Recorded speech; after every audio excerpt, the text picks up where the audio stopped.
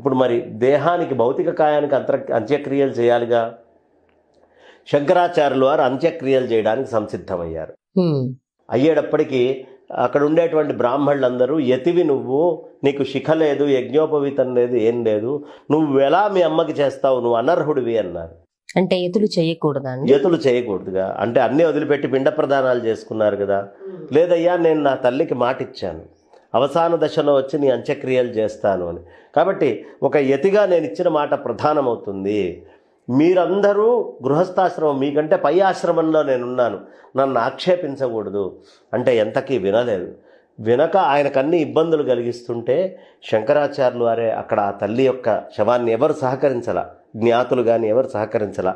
అక్కడ అంతా చితి ఏర్పాటు చేసి ఆ అమ్మవారిని పడుకోబెట్టి వాళ్ళ అమ్మని, యాదేవి సర్వభూతేషు మాతృరూపేణ సంస్థిత, నమస్తస్యై నమస్తస్యై నమస్తస్యై నమో నమః అని నమస్కారం చేసుకొని అప్పుడు అయాచితంగా 5 శ్లోకాలు చెప్తారమ్మా.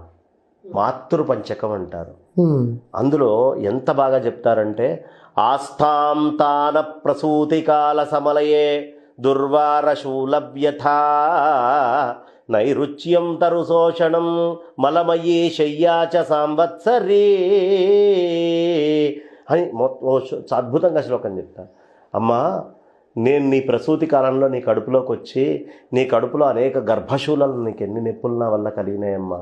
నేను నిన్ను తంతూ ఉన్నా, తొక్కుతూ ఉన్నా, ఇంత చిన్న దబ్బొస్తే భరించలేమే, అలాంటిది నన్ను కడుపులో పెట్టుకొని, నేను పుడితే నువ్వు బతుకుతావో పోతావో తెలీదు, అలాంటి స్థితిలో నన్ను కని 1 సంవత్సరం పాటు నేను మంచం మీద పడుకొని ఉంటే నా మలము మూత్రము అన్నీ శుభ్రం చేస్తూ, నన్ను ఏ పురుగులు ఈగలు రాకుండా కాపాడుతూ ఈ శరీరాన్ని నీది అనుకున్నట్టుగా, నీ పనులన్నీ కూడా వదిలిపెట్టి నేనే ముఖ్యం అన్నట్టు నా మీదే అంతా దృష్టి పెట్టి నువ్వు పెంచావు కదమ్మా నన్ను.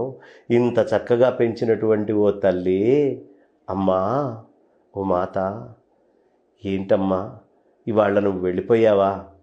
నీకోసమా నేను ఈ స్థితిలో రావాల్సి వచ్చిందా అని బాధపడుతూ, ఇంత నేను అన్యాయం చేసినా నా కొడుకు ఇంకా ఉన్నతమైనటువంటి వృద్ధిలోకి కడుపులో తన్నే, శూలలిచ్చా, మలమూత్రాలు ఎత్తావు, ఇంత కష్టం జరిగితేనే వాడు నాశనంగాను అని అనుకుంటారే, అలాంటిది నువ్వు ఎంత ప్రేమమ్మా నీకు.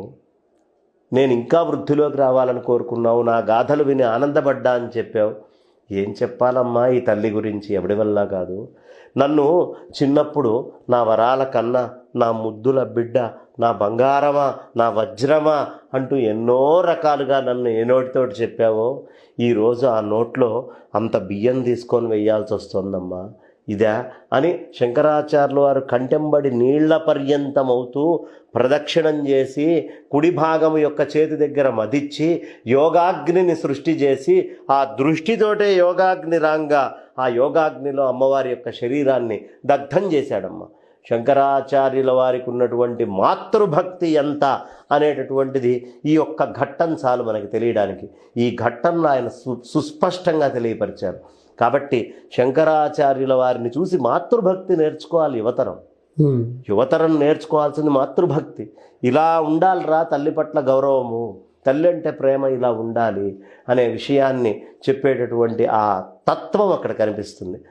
ఈ పాయింట్ని బట్టి అయినా ప్రతివాడు గుర్తుంచుకోండి, మీరు అమెరికాల్లో ఉన్న, ఆస్ట్రేలియాల్లో ఉన్న, కెనడాల్లో ఉన్న, ఆఫ్రికాల్లో ఉన్న వాళ్ళని కేవలం అనాథల్లాగా వదిలిపెట్టకండి. కనీసం మృత్యు సమయంలో అయినా వచ్చి వాళ్ళకి అవసాన దశలో చేయాల్సినటువంటి కర్మని మొత్తం సక్రమంగా చేయండి అని శంకరులు మనకు సందేశం ఇస్తున్నారు. అలా ఆ తల్లిని ఉద్ధరించటం, ఆ తల్లిని పరిపూర్ణంగా అనుగ్రహించటం, ఆ తర్వాత శంకరాచార్యులు వారు మనం చెప్పుకున్నాగా మొట్టమొదట ద్వారక నుంచి ఇక అన్ని పీఠాలని స్థాపన చేసుకుంటూ వచ్చారు. ఇది శంకర మఠంగా ఏర్పాటు చేశారు. వీటన్నిటి నామకరణం చేయటం మొట్టమొదట మొదలుపెట్టడం ద్వారక నుంచి మొదలుపెట్టారు. అంటే పశ్చిమం నుంచి ఆయన యొక్క ప్రదక్షిణం మొదలుపెట్టి పశ్చిమము నుంచి ఆయన అన్ని పనులు పూర్తి చేసుకుంటూ తూర్పు, అలాగే ఉత్తరము, అలాగే ఇక్కడ అన్ని పూర్తి చేసుకుంటూ వచ్చారు స్వామివారు.